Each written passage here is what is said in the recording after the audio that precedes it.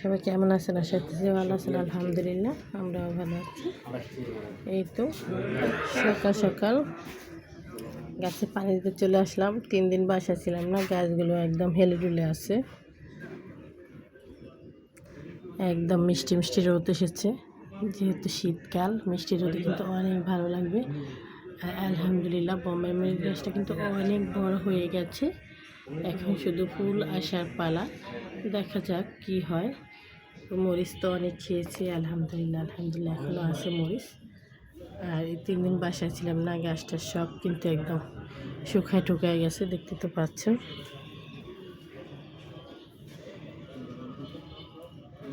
সকাল সকাল এই রোদটা কিন্তু অনেক ভালো লাগে।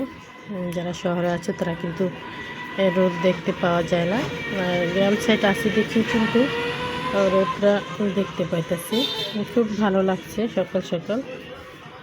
যখন গ্রামে ছিলাম তখন কিন্তু এই রোদে বসে বসে রোদ পোহাইতাম। জানালার কি রোদ আছে দেখছো।